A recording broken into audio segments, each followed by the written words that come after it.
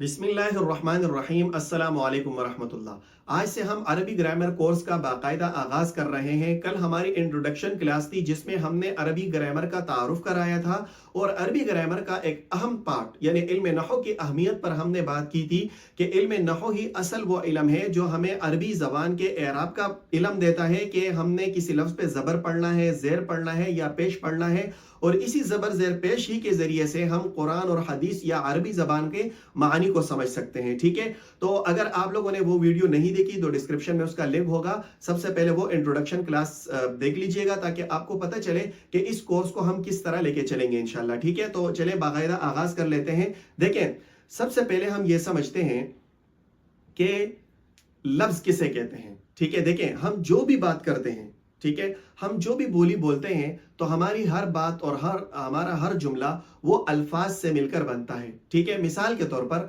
अगर मैं कहूं कि मैं मस्जिद जाता हूं, ठीक है, तो इसमें चार अल्फाज है, मैं मस्जिद जाता और हूं।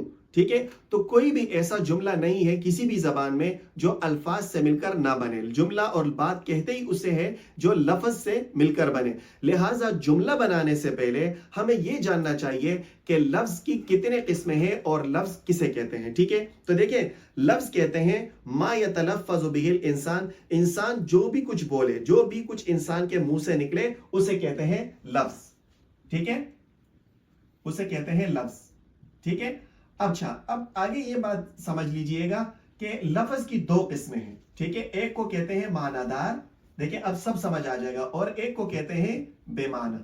ठीक है, देखें, लफ्ज की दो किस्में, एक होता है लफ्ज मानादार यानी वो लफ्ज जो मीनिंगफुल होता है, जिसका कोई माना होता है। ठीक है ना, जैसे मिसाल के तौर पर ये कलम, इसका ये कलम एक लफ्ज है और इसका यह माना है कि कलम का लफ्ज सुनकर ही एक चीज की तस्वीर हमारे दिमाग में आती है। मैं कहता हूं मस्जिदुन, मस्जिद भी एक लफ्ज है जिसे सुनकर एक इमारत और अल्लाह का घर हमारे दिमाग में आता है। ठीक है, मैं कहता हूं गुरफतुन तो कोई ना कोई माना हमारे दिमाग में आता है। मैं कहता हूं ज़ैदुन तो कोई ना कोई शख्स की तस्वीर हमारे दिमाग में आती है। ठीक है, तो मानादार लफ्ज वो लफ्ज जिसका कोई माना हो, जो मीनिंगफुल हो, जिसे सुनकर किसी चीज की तस्वीर हमारे दिमाग में आए। ठीक है ना, जैसे मस्जिदुन, जैसे कलम वगैरह।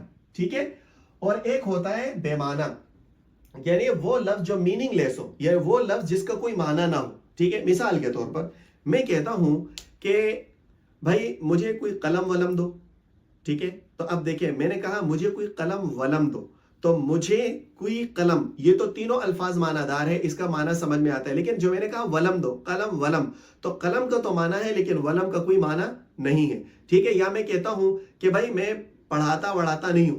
ठीक है, तो पढ़ाता का तो लफ्ज है, उसका माना भी है, लेकिन वढ़ाता का कोई माना नहीं है। ठीक है ना, या जैसे मिसाल के तौर पर मैं कहता हूं जसकुन या दीजुन, तो ये जसकुन का कोई माना नहीं है, दीजुन का कोई माना नहीं है। ठीक है, या मैं कहता हूं भाई कोई कंगी वंगी लाके दो, तो कंगी का तो माना है लेकिन वंगी का कोई माना नहीं है। मालूम हुआ कि लफ्ज की दो किस्में, एक वो लफ्ज होता है जो मीनिंगफुल होता है, जिसका कोई माना होता है। ठीक है, और एक वो लफ्ज होता है जो बेमाना होता है, मीनिंगलेस होता है, उसका कोई भी माना नहीं होता। ठीक है, तो अब ये बात याद रखिएगा कि हम जो अरबी ग्रामर में सीखेंगे वो लफ्ज मानादार सीखेंगे, जो मीनिंगफुल होता है, जिसका कोई माना होता है, और ये जो बेमाना लफ्ज है इसको हम नहीं सीखेंगे। क्यों? इसलिए कि कुरान पाक और अहादीस में और अरबी जबान में बेमाना लफ्ज कहीं भी इस्तेमाल नहीं हुआ है कुरान और हदीस में। तो जब कुरान और हदीस वगैरह में कहीं माना लफ्ज बेमाना इस्तेमाल नहीं हुआ है, इसका कोई फायदा नहीं है, तो हम इसे क्यों सीखें। ठीक है ना, तो बहरहाल अरबी जबान में सिर्फ मानादार लफ्ज से बात होती है, बेमाना लफ्ज से बात नहीं होती। ठीक है, ये बात आपको समझ आ गई। अब आगे चलते हैं कि भाई ये जो मानादार लफ्ज है ना, इसकी फिर दो किस्में।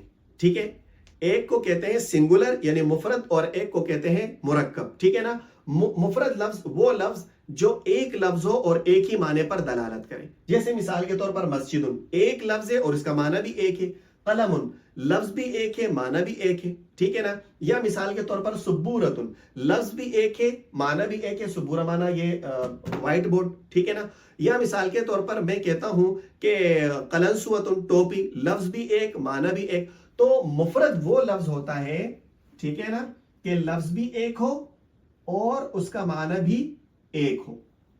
और लफ्ज की दूसरी किस्म मुरक्कब है। मुरक्कब किसे कहते हैं? کہ اس کی پھر تین صورتیں ہیں کہ بھائی ایک لفظ نہ ہو، یا تو لفظ بھی دو ہو، معنی بھی دو ہو، جیسے مثال کے طور پر میں کہتا ہوں زید قائم، زید کھڑا ہے، ٹھیک ہے، یا لفظ دو ہو اور اس کا معنی ایک ہو، جیسے مثال کے طور پر میں کہتا ہوں عبداللہ، ٹھیک ہے، اور یا لفظ ایک ہو لیکن معنی اس کے دو ہو، جیسے مثال کے طور پر میں کہتا ہوں اضرب، تو اضرب کا مطلب کہ تم مارو، تو ایک اضرب کا لفظ ہے اور اس کے اندر انت ضمیر مستتر ہے۔ بہرحال ہم نے ابھی تک یہ سیکھا کہ معنی دار کہتے ہیں اس لفظ کو جس کا کوئی معنی ہو، پھر لفظ معنی دار کی دو قسمیں، ایک کو کہتے ہیں مفرد یعنی سنگولر کہ ایک لفظ و معنی بھی ایک ہو، ٹھیک ہے نا، جیسے مسجد وغیرہ، اور مرکب اسے کہتے ہیں جو دو کلموں سے مل کر بنا ہو، ٹھیک ہے، جیسے زید قائم دو کلمے ہیں، ٹھیک ہے، عبداللہ دو لفظ ہے، ٹھیک ہے، اور اضرب اس کے اندر بھی انت ضمیر مستتر ہے، یہ بھی دو لفظ ہے۔ یہاں تک آپ کو بات سمجھ آ گئی، مفرد اور مرکب آپ کو سمجھ آ گیا ہوگا، ٹھیک ہے۔ اب قرآن اور حدیث جب آپ قرآن پاک کی تلاوت کریں گے تو آپ غور کرنا کہ بھئی یہ سارے تو معنی دار الفاظ ہیں، ٹھیک ہے نا۔ اب آپ یہ غور کرنا کہ بھئی یہ مفرد ہے یا مرکب ہے، یعنی لفظ ایک ہی معنی بتا رہا ہے یا کئی الفاظ ہیں اور اس کے معنی مختلف ہیں، ٹھیک ہے نا۔ تو امید کرتا ہوں کہ یہ سمجھنے کے بعد آپ کو وہاں پر مفرد اور مرکب کا سمجھنا آسان ہوگا۔ آگے بڑھتے ہیں۔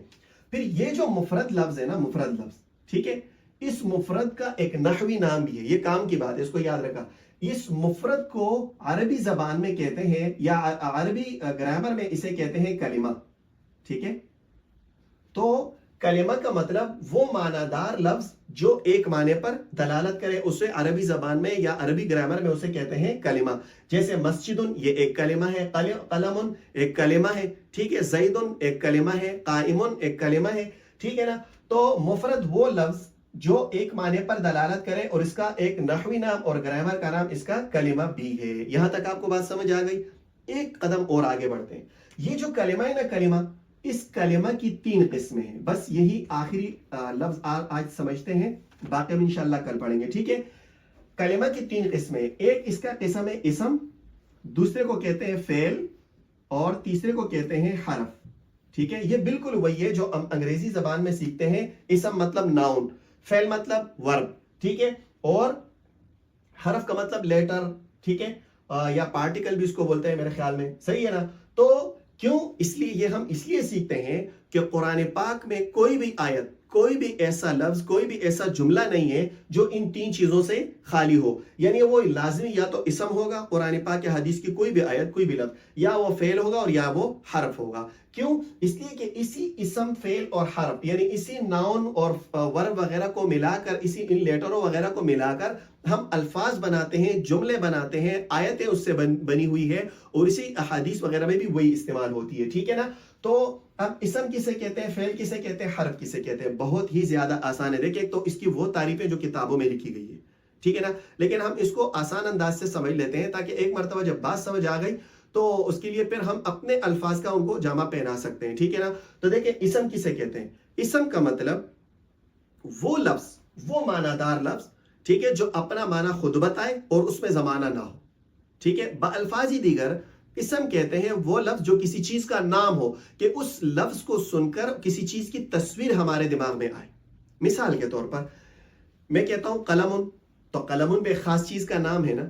میں کہتا ہوں زیدن بھی ناؤن ہے، ایک خاص بندے کا نام ہے۔ میں کہتا ہوں اسلام آباد کا لفظ میں نے جیسے سنا، ایک جگہ کی تصویر میرے دماغ میں آئی، ایک جگہ کا نام ہے، ٹھیک ہے۔ میں کہتا ہوں قائد اعظم مزار، ایک خاص عمارت کا نام ہے، ٹھیک ہے نا۔ تو کوئی بھی لفظ جس سے سن کر کسی چیز کی تصویر ہمارے دماغ میں آ جائے اور اس میں زمانہ بھی نہ ہو تو اسے کہتے ہیں ناؤن یعنی اسم، ٹھیک ہے۔ خلاصہ کلام کہ اسم کہتے ہیں، ناؤن کہتے ہیں جو کسی جگہ یا کسی شخص یا کسی چیز کا نام ہو، ٹھیک ہے۔ تو یہ تو میں امید کرتا ہوں کہ اسم آپ کو اچھی طرح سمجھ آ گیا ہوگا۔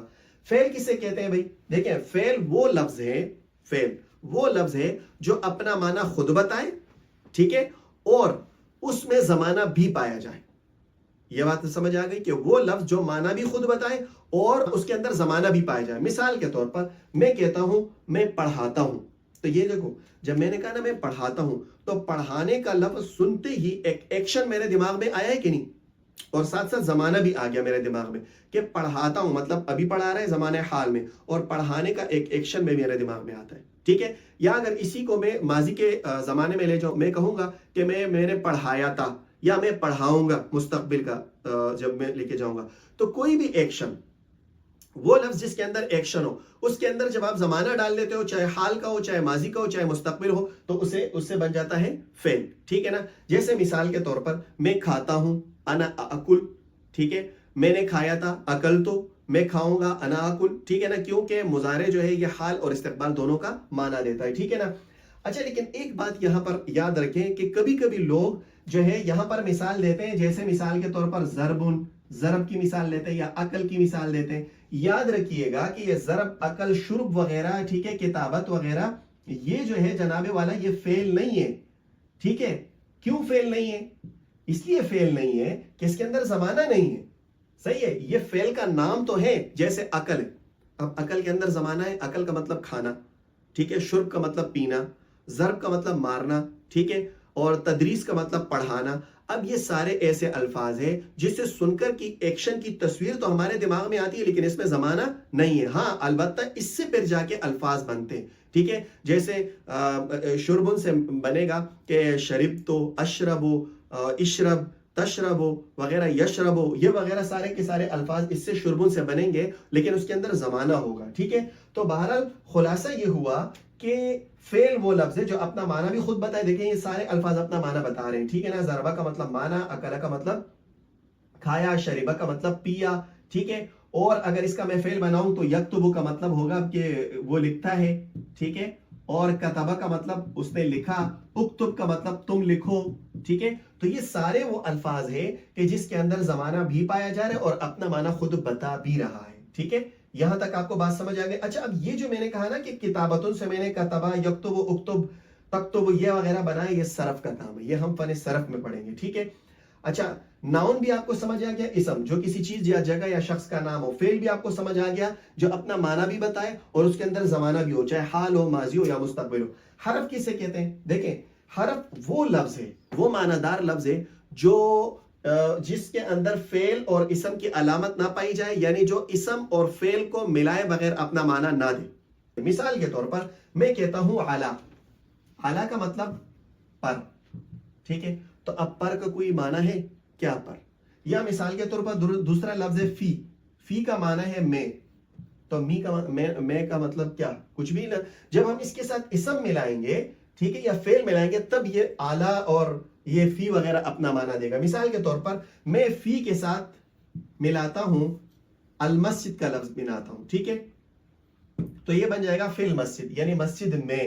اب میں کا معنی سمجھ میں آ رہا ہے، ٹھیک ہے؟ اور اگر انا میں شروع میں لگاؤں تو یہ بن جائے گا انا فی المسجد، میں مسجد میں ہوں، صحیح ہے؟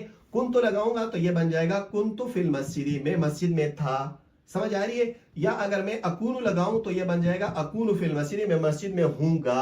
تو دیکھو، جب ہم اس فی کے ساتھ یعنی حرف کے ساتھ اسم یا فعل ملائیں گے تب یہ اپنا معنی دے گا، ٹھیک ہے نا؟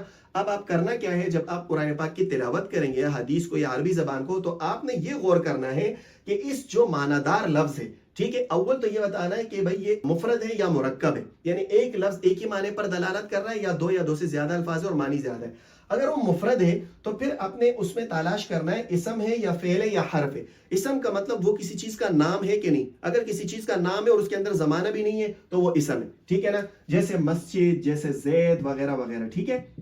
اور اگر وہ لفظ ایسا ہے کہ جس سے کوئی ایکشن دماغ میں آ رہا ہے، جیسے اکلا کھاتا ہے، ایکشن دماغ میں آتا ہے، ٹھیک ہے؟ یدرسو پڑھاتا ہے، ایکشن دماغ میں آتا ہے، یاکلو وہ کھاتا ہے، ایکشن دماغ میں آتا ہے، اور یشربو وہ پیتا ہے، ایکشن دماغ میں آتا ہے، وغیرہ۔ تو جس لفظ کو سن کر اس کے معنی کے ساتھ کوئی زمانہ اور کوئی ایکشن بھی ہمارے دماغ میں آئے تو وہ ہوگا فعل، ٹھیک ہے؟ اور وہ لفظ جس کے اسم یا فعل ملائے بغیر وہ ہمارے دماغ میں اس کا معنی نہ آئے، اس کا کوئی معنی سمجھ میں نہ آئے، تو وہ ہوگا حرف۔ تو ابھی جب انشاءاللہ آپ تلاوت کریں گے تو اسم، فعل، حرف کو ذرا غور سے آپ دیکھنا کہ یہ اسم ہے یا فعل ہے یا حرف ہے، جو بھی آپ کو پہچان ہوگی، ٹھیک ہے؟ تو وہ کمنٹ میں ضرور لکھنا۔